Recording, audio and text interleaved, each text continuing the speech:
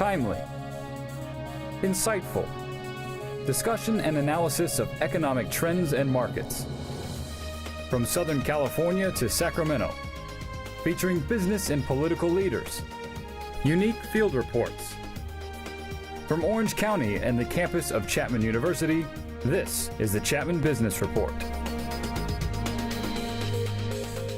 And welcome back to the Chapman Business Report. It is our annual show from the Segerstrom Center for the Arts. I'm Pete Weitzner. I head up the broadcast journalism program on the campus of Chapman University, our annual show, because for the 35th time, Dr. Jim Doti and Dr. Adibi are presenting their forecast, their widely anticipated, incredibly accurate forecast on the regional and national economy. Jim, does it just run at a mill? Are you still, I gotta imagine you still get a little excited. I mean, now you're presenting it here. Oh man, the adrenaline, look at all this beautiful You're playing the big house. And, more than 2,000 people, the adrenaline gets flowing. And it started in what building on It started in a small theater. Okay. And the theater, when I say small, there are only 300 seats, but we were lucky if they had about 50 people there. Most of them were trustees that were roped into going. Then the President Buck Smith required that trustees attend, so we had a captive audience. But that was the beginning of something great. And your TA, Mr. Adibi, TA at the time, right? No, actually, I was his student in 1974, and then I left. I went to Claremont. In 1978, I came back as a faculty on a term contract, and I was hoping to go back home. Of course, I never went, and I stayed, and we've been together 35 years. It's difficult to put up with him. But for one day. Yeah. And George I had to pay him on the side to get a little measly work he was doing back then. That's right. You didn't achieve presenter status till fourth year. Yeah. But George predicted it, arduous. Didn't he say? I think you said to me at the end. He said this is going to be big. Yeah. That typical of George. In terms He's made a few good calls. Real visionary. Yeah. He said this is something we should really work on and make special. Biggest reason because everyone does a national forecast, but you were first. We were the first one. It actually started out as a result of a course I was teaching at Chapman Econometrics, which is a very boring course, tough course too. But to make it more interesting, we began to use Orange County as a laboratory, the data, and we developed in-house an econometric model that forecasted locally. It was the first local economic forecasting model. And when Prop 13 was being debated, UCLA came out with a very negative forecast of what would happen if Prop 13 passed. Our model, just for Orange County, showed that Orange County would do very well, and that's when we decided, well, maybe we should go public with this and announce our results. So that was the genesis of it. And that was accurate, and the overall forecast has been very accurate. But before we get to the national forecast this year, you've also been very accurate historically in using the same model every 4 years to predict which party will win for president. And for only the second time, you missed it this year. Yeah, really interesting. I'm going to present that. I'm sure you're not hearing a lot about this. Listen, I did bet, though, that I hedged my bet. You were worried. I was worried. I hedged my bet, and I put all my money bets on Obama.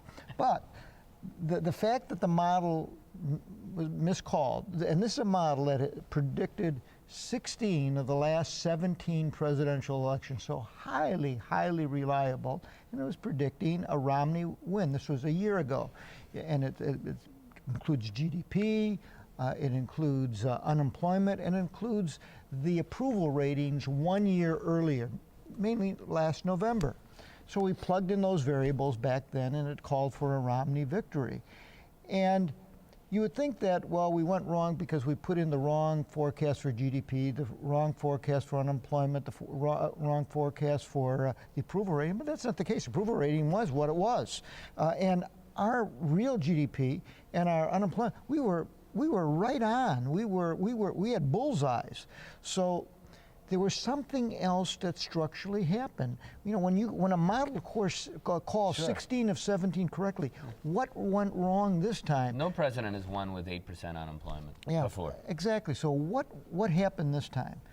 And we noticed that 4 years ago there was also a spread that was wider in terms of what the model was saying. It called for Obama to win, but by a narrower margin than actually occurred. When you look at the last two elections, something structurally different has occurred. And that is, if you look at the Asian vote Hispanic Latino vote, let's go back to 2004, you have a result where Bush received roughly 42% of the Asian vote and about 42% of the Hispanic vote. By the time Obama ran against McCain, that 42% that voted Republican had dropped to about 33% for both. And in the most recent election, it dropped to about 27% for both, 27 for one and 26 for the other. That's a 17% swing in the minority vote, the Asian vote and the Latino Hispanic vote in terms of voting for Republican candidate. 17%. And something else, not only was the percent declining, but the proportion voting increased significantly. In Florida alone, 238,000 more Latino Hispanics voted. If you go back 10 years ago, they were voting Republican. This time they went 60% for Obama, and that 238,000 additional voters, given the fact that there was a greater number voting, that alone explains the Florida victory, which was narrow, but the Florida victory for Obama. So the demographics are changing. Unless the Republicans do something about this, I don't see how they can win in the future, at least on the presidential side. Keeping it in terms of just economics, Mr. Adibi, what would you suggest? How would to the Republicans so they can get these numbers up? Well, they have to become a little bit realistic also. I mean, what's happening, everybody's talking about budget deficit and debt, which is a major problem, but people, although they have sympathy, they understand deficit is a major problem, debt is a major problem, but at the same time, they're worried about their job, they're worried about their taxes, and they're worried about government spending to be cut. So somehow Republicans should get a better message out there that yes, we're concerned about this, but the solution is not just cut the spending, and that realistically we have to reform our tax code and do better job in terms of revenue enhancement together with the spending cut. You can't solve the problem of deficit if it is $1.1 trillion.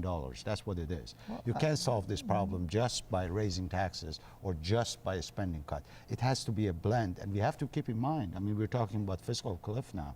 The economy cannot absorb the entire spending cuts and tax increases, which is embodied in this debate, about $600 billion.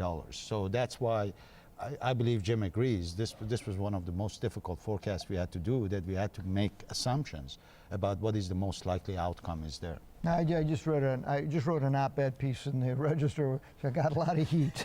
I've been getting a lot of nasty letters and emails like you wouldn't believe, but I really believe that the Republican Party should give consideration to returning to the party of Lincoln, and that is to, the Republican Party was founded on the idea of eliminating slavery, and Lincoln was its second standard bearer. So to revert to go back to the party of Lincoln, we should do something about the 11 million undocumented aliens, or so-called illegal workers that are now living and working among us. And the Republican Party needs to go, I think, beyond the DREAM Act. It needs to do something about creating a path for citizenship for these people Pragmatic who are yearning to be free. Yeah. But add to it also, and I want to echo something a little different, even if you look at other immigrants, I'm not talking about undocumented workers. When you look at immigration, the country is changing now. The population composition is changing. And very many immigrants do not really sincerely care that much about social issues. They all care about economic issues.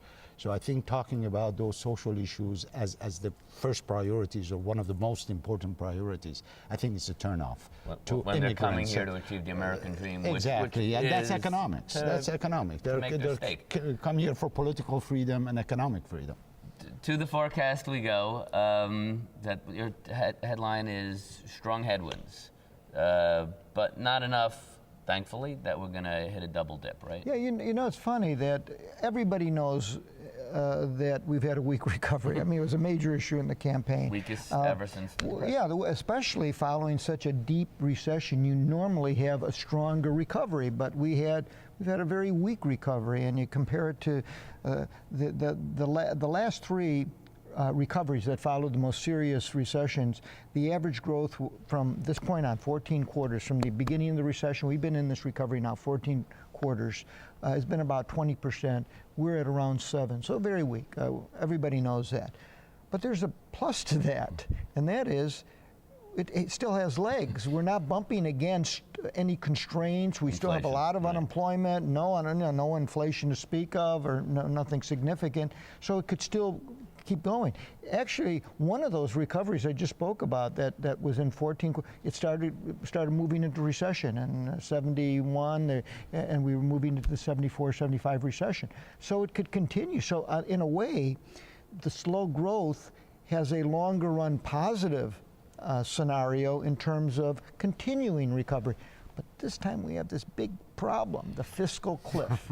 And that's a big negative. When you're talking about the possibility of a $500 billion swing, fiscal contraction in terms of lower government spending and higher taxes, that can take that potential recovery that has legs and bring it back into recession. There's always unknowns when you do your forecast, but I guess this year you had a big unknown. Yeah, because it was so close to our forecast period. We know that they're negotiating, but we had to make the assumptions in November, way early in November, as what possible outcome is going to be there. So we spent lots of time, look at each item, and we came up with our most likely scenario, which is about $200 billion combination of a spending cut and tax increases. And if that's the case, and let's assume that 200 is correct, then you have to look at other components of the economy that are they going to make up for that drag. And this is where I think it is, to some people's surprise, and we mentioned this in June of this year when we issued our update forecast, the housing is coming to rescue. We'll get to housing in a bit. I know tax increases are an anathema to you, but you think this time around on these negotiations?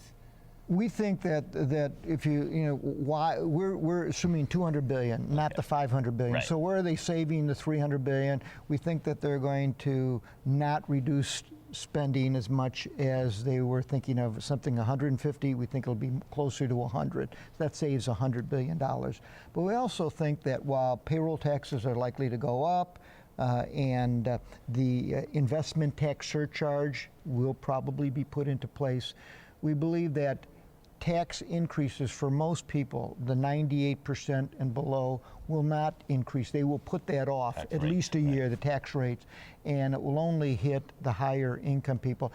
And if Republicans resist on that, they'll probably compromise and allow some of the loopholes like exemptions to increase and AMT and things like that. That will essentially do the same thing. Actually, something easy for a Republican, probably politically, is to keep the rate down as is currently and just put a limit on deductions. This is something that I think they could come back and say, well, I didn't let the rate to go higher, but we limited and closed some loopholes. As we sit here, I think the next day, President's having lunch with Governor Romney, and I think that was part of his plan, was to... That's what he was talking about, exactly. Yeah. A big bright spot. He'll probably be asking Romney, though, about those excuses he gave for losing the election. Might come up. All the givebacks he gave to everybody. Poor form. Just take the loss, look within, right? Yeah. But the bright spot, first time we can say this since the recovery began, is housing. Yeah, housing is very, but 12 months ago we saw a recovery, not as significant as it's proven to be, but we said back, and there were a number of things going on a year ago that were clear signs that a recovery was in the offing. And then in the update we said it's going to be a very strong recovery, and not long after that it really hit. And there are a number of reasons for that, and it was clear. You looked at home builder confidence surveys were way up. If you look at the percentage of unsold homes, which is something we look at very closely, it has now dropped back to 1.9%, which is the historic average. So all of the excess unsold homes that have been dampening prices, bringing prices down, that's gone. So any new demand will have to come out of a new home built or new apartment, not out of existing supply. So that's something. The other is that we've now had 4 consecutive years where family formation is greater than the number of homes we've been building. Because of that, we've depleted that excess supply of vacant homes, but now we're at a point that there are no more vacant homes, and there's still that imbalance. We're forming roughly 1.5 million households per year. And even with the increases, big recovery that we're expecting next year, we're talking about 867,000 new homes. But the demand is 1.5 million, and there's no excess supply anymore. When you have that kind of supply-demand imbalance, clearly prices are going to be going up, so we'll have housing appreciation, but at the same time, you'll have this pickup in housing construction that will not only go into next year, we see that this is going to have legs and will carry on for 2 or 3 more years. So housing is going to be an engine of growth for the next 2 or 3 years, clearly. Yeah, but you have to remember again, put it in perspective so everybody doesn't get too excited. And by the way, this is national and California, Southern California. We were building at the peak. You remember 2006, 1.8 million homes or 2 million. I mean, what we're talking now is not really that level of housing construction. It's about 800,000, 900,000 units. And even that suggests that because we are not overbuilding, this has more legs, and we have to still continue to build at that pace or a little higher as we move forward. Well, let's put it into perspective. We're talking about from this year, 2012 to 2013 on average, this big recovery in housing, roughly 100,000 additional apartment and single family units. 100,000 additional units converts to $70 billion. So we were already at a bogey of 200 billion. This housing recovery only offsets 1% of GDP, something like that. Yeah, but it would offset that 200 billion. So, but you're still in the hole. Right. So there are other things, though, that are going on. I guess the other highlight then is that the consumer is not, which is 2/3 of the economy, is not done. No, and that's the other big one, is what's happening now. There's one other bogey, by the way, in this, and that is on the trade side. Europe is still in trouble. There's contagion with Asia, and as a result of all of that, we see roughly another $20 billion negative swing in trade. Even Canada's back to which has had a really good run, almost like break even. Actually, Canada has some real problems. There's very much tied to China, you know, and natural resources, and the slowdown in China. It's not just China. Some other countries back there is hurting them a little bit. Household debt is way up. The household debt is significantly higher than the U.S. In fact, our household debt is, and that's getting to consumption. That's one of the factors. We don't look just at household debt. Household debt has dropped. But many analysts will look at that figure and say, well, household debt has dropped from, let's say, 15% of income to 100, but it should be around 75 at its low. So the consumers still have to tighten up. But they're looking at the wrong measure. In our model, we have found it's not household debt, it's household debt payments. And because consumers have restructured their mortgages and have taken advantage of low mortgage rates, they've refied, and lower credit card interest rates, household debt payments as a percentage of income are now at the lowest they've ever been, at around 70% as a ratio. So consumers, in spite of the fact that there's this negative hit on the fiscal side because of higher taxes, that's a negative, that's already in the 200 billion. Our analysis shows that consumer spending should be increasing roughly in the area of $200 billion. And when you put it all together, it turns out that growth, even with the 200 billion, will be in the area of 2.1%. In other words, we'll have another year of slow growth. There are a lot of things going on, but the caveat in all this is that if it's not 200 and there's no resolution, and between Democrats and Republicans, and it's $500 billion, the prospects for a recession are much higher. And if somehow they say, you know what, we're in a weak recovery, we need jobs, are high priority, and somehow Bonner and the president come up with an agreement, let's just delay this whole thing for a year and deal with it then. This will give us a year to restructure, come up with real tax reform. Then you could be talking about 4% growth. So I think it could swing around that 2% from 4 to 0. Would you like that? If they put things off, yes. I would personally like that, and because it would give, instead of making piecemeal changes, it would give them, if they have a year, first of all, we are in a weak recovery. This is not, I'm for fiscal constraint. But when you're in the midst of such a weak recovery, when you still have roughly 8%, 7.9% unemployment, this is not the time to have fiscal constraint, a fiscal contraction. Economists will tell you that this is still the time that you should be having monetary expansion and fiscal expansion, and this is not the time for this kind of austerity.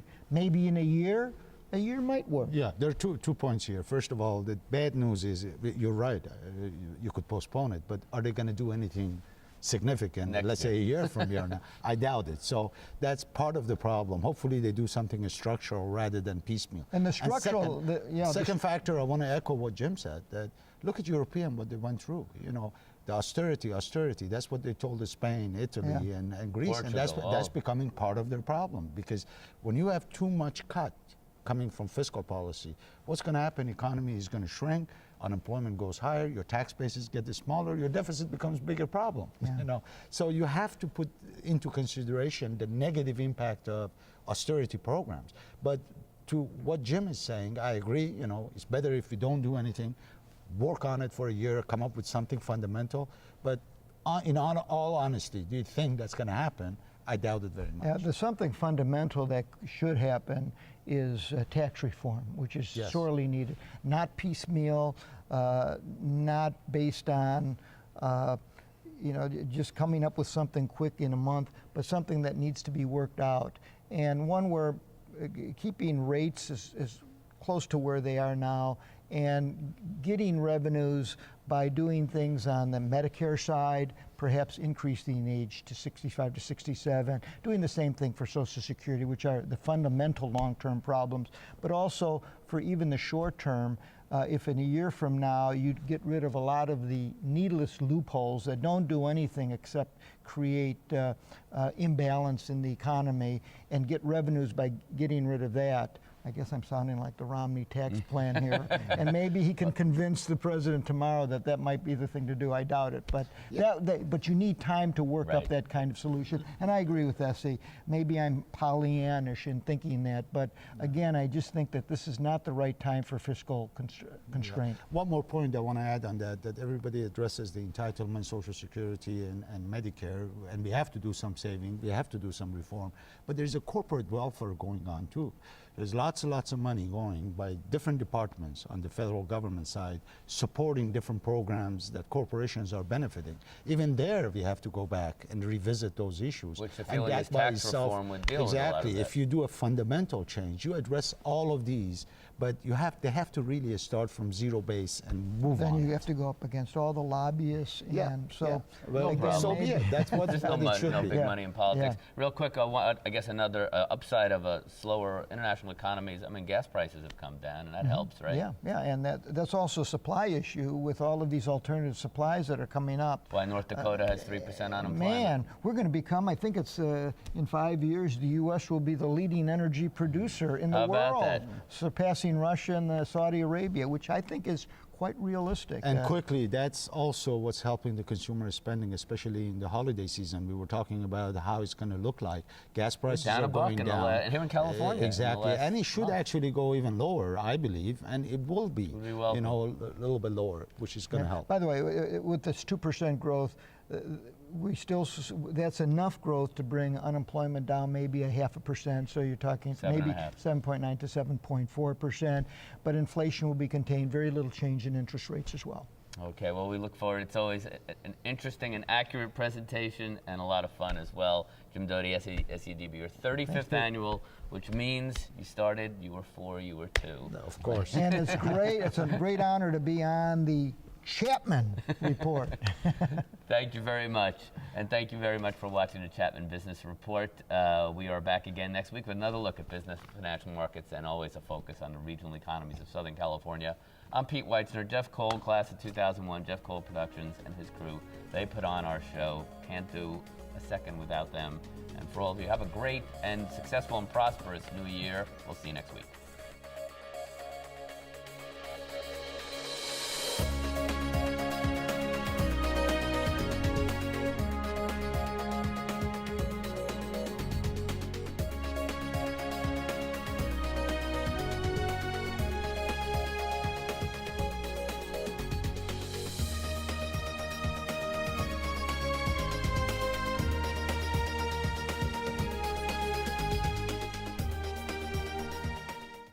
Funding for this program was provided by Chapman University.